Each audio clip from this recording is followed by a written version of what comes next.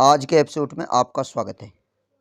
आज के एपिसोड का पहला प्रश्न है, निम्नलिखित सूचकांकों में से कौन सा मानव विकास रिपोर्ट का हिस्सा नहीं है? ऑप्शन ए लैंगिक विकास सूचकांक, ऑप्शन बी सामाजिक सुरक्षा मृत्यु सूचकांक, ऑप्शन सी लैंगिक असमानता सूचकांक, ऑप्शन डी बहुआयामी गरीबी सूचकांक।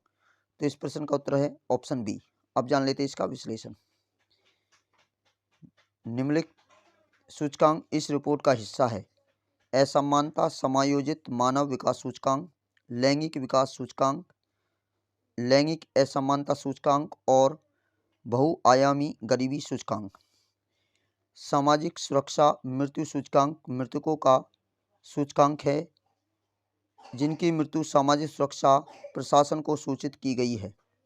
मानव विकास रिपोर्ट वर्ष 1990 से जारी की जाती है, जिसने मानव विकास दृष्टिकोण के माध्यम से विभिन्न विषयों को पता लगाया जाता है।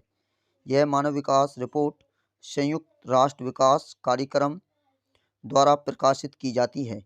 तो हमारे इस प्रश्न का उत्तर हो जाता है ऑप्शन बी, सामाजिक सुरक्षा मृत्यु सूचकांक। नेक्स्ट प्रश्न है, निम्नलिखित में से कौन सा राज्य रेड कॉरिडोर के अंतर्गत नहीं आता है? Option A Paschim Bengal, option B Uttar Pradesh, option C Telangana, option D Bihar. तो इसका उत्तर है ऑप्शन बी उत्तर प्रदेश। अब बात करते हैं इसका विश्लेषण।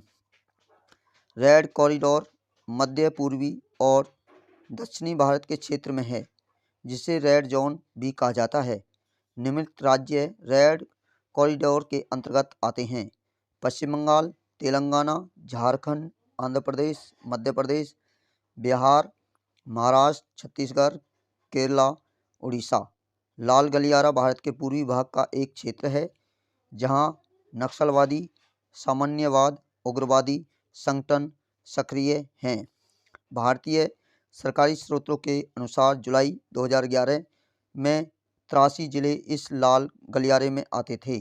फरवरी 2019 तक 11 राज्यों के 90 जिले वामपंथी उग्रवाद से प्रभावित हैं।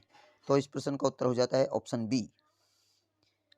अगला प्रश्न है, खाद्य मुद्रास्फीति को नियंत्रण करने के लिए आपूर्ति पक्ष के उपायों को लागू करने में सरकार की प्राथमिकता चिंता क्या होती है? ऑप्शन ए मानसून के मौसम के दौरान आवश्यक वस्तुओं की पर्याप्त आपूर्ति सुनिश्चित करना, ऑप्शन बी व्यापारियों द्वारा जमाखोरी और कालाबाजारी को रोकना, ऑप्शन सी आवश्यक वस्तुओं के उत्पादकों का समर्थन करना, ऑप्शन डी मूल्य तंत्र के माध्यम से आपूर्ति और मांग को संतुलित करने के लिए बाजारों को सक्षम बनाना।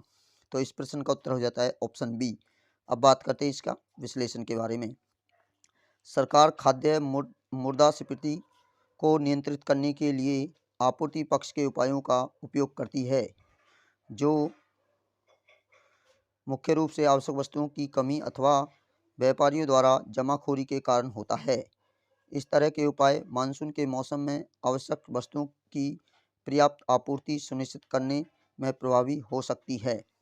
इसका अर्थ यह है कि इन उपायों का ध्यान अक्सर आवश्यक वस्तुओं के उत्पादकों का समर्थन करने के बजाय उपभोक्ताओं को उच्च कीमतों से बचाने पर होता है। तो इस प्रकार इसका विकल्प भी सही है। अगला प्रश्न है, हाल ही में किस देश के सहयोग से एक विशाल अंतर्राष्ट्रीय शहर बनाने की योजना की घोषणा की है, जिसे गैलीलियो प्रोजेक्ट का नाम दिया? Option A Bangladesh, option B Bhutan, option C Myanmar, option D Thailand.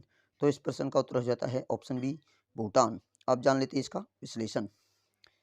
हाल ही में भूटान के राजा ने असम के साथ अपनी सीमा 1000 वर्ग मीटर से अधिक क्षेत्र में एक विशाल अंतर्राष्ट्रीय शहर बनाने की योजना की घोषणा की है। इस प्रोजेक्ट को गैलीलियो प्रोजेक्ट के रूप में जाना जाता है।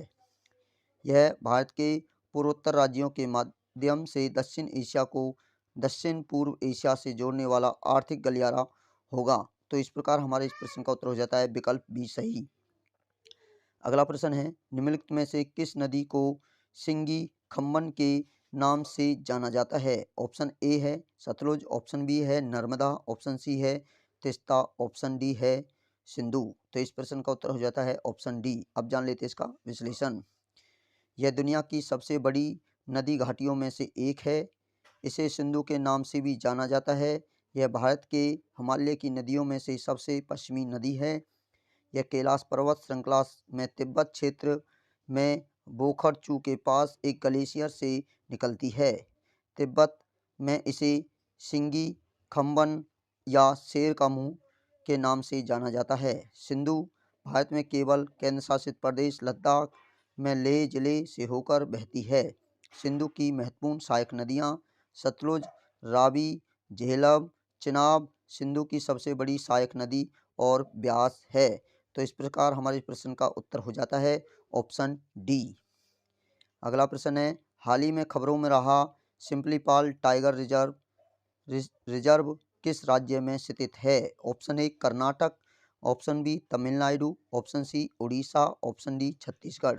तो इस प्रश्न का उत्तर हो जाता है ऑप्शन सी उड़ीसा। अब बात करते हैं इसके विश्लेषण के बारे में।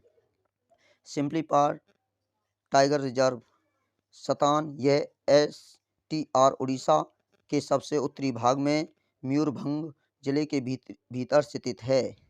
इसे 1956 में टाइगर रिजर्व घोषित किया गया था और वर्ष 1973 में राष्ट्रीय संरक्षण कार्यक्रम प्रोजेक्ट टाइगर के तहत शामिल कर लिया गया था। यह ऊंचे पठारों और पहाड़ियों से घिरा हुआ है। सबसे ऊंची चोटी खैरीबुरू और मेगासिनी समुद्र तल से 1515 मीटर ऊपर की जुड़वा चोटियां हैं।